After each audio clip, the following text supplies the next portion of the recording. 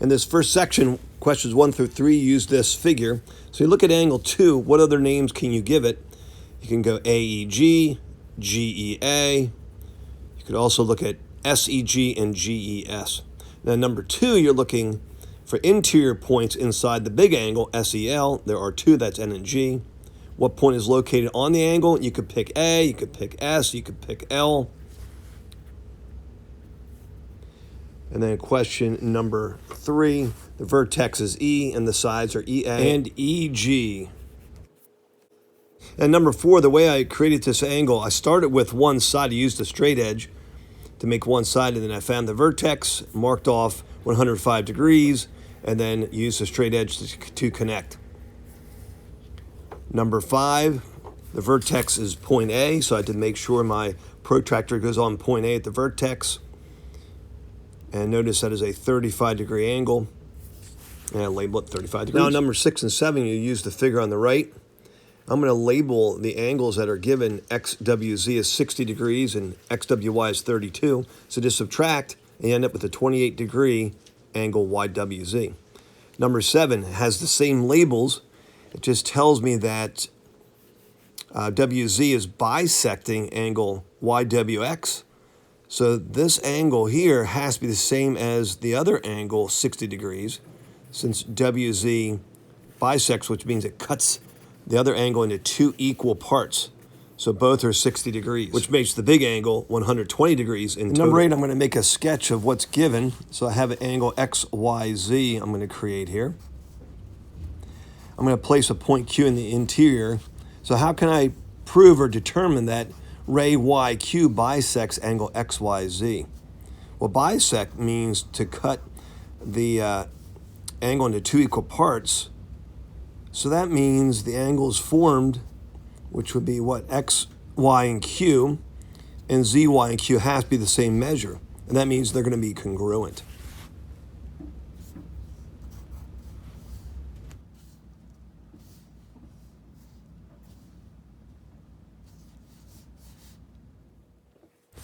In number 9, we're looking for a linear pair of angles. So look at angle ZXB. I need another angle that forms a linear pair, so I have to go with YXB, because X to Z and X to Y end up being a straight line. And number 10, I need to define 2 angles that are adjacent to angle AXZ. So I could choose sharing a side of AX, so it would be AX and Y. And then I could share a side of X and Z, and go with angle ZXB as being adjacent. So which of those 2 forms a linear pair would be angle A, X, and Y would be the linear pair. ZXB does not form a linear pair, even though it is adjacent. All right, so what does it mean to be adjacent? Well, you have to have the same vertex and share a side. And to be a linear pair, it has to be adjacent angles whose opposite sides are opposite rays, like X to Z and X to Y.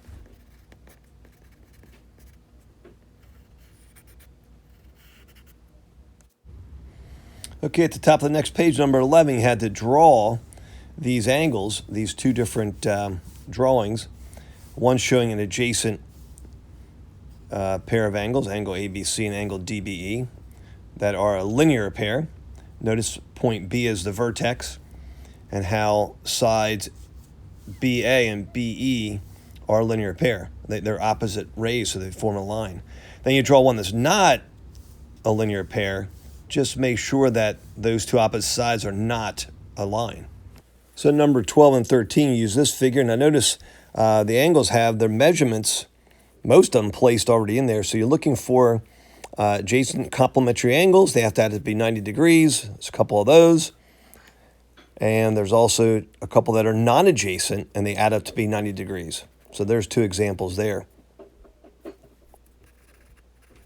So there are other examples that would work too. So just check with Mr. Rudisill to make sure yours is right. Then number 13, you have supplementary angles. And if you know a measure of angle APB is 40, what's the measure of angle EPF?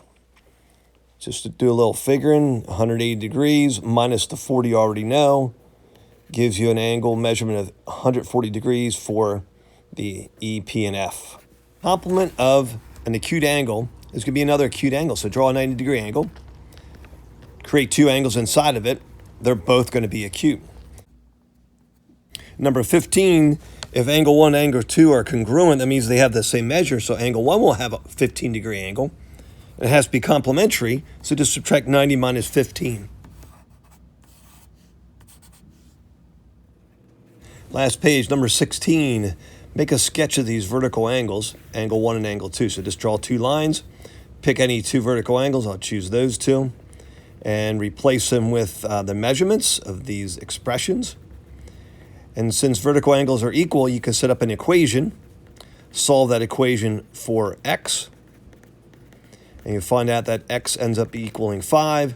Then take that 5, substitute it back in to angle 2, find out that it is a 15-degree angle. Vertical angles are the same, so they're both 15. And number 17, we're told these two angles are congruent, and congruent angles have the same measure. So angle A and angle B are going to have the same measurement.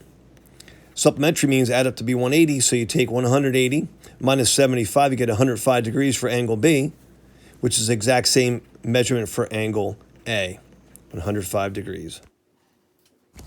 And in our last section, we're given two lines that are perpendicular. That means they make a 90-degree angle, which is going to help us to answer number 18, looking for a complementary angle to angle Q, X, and T.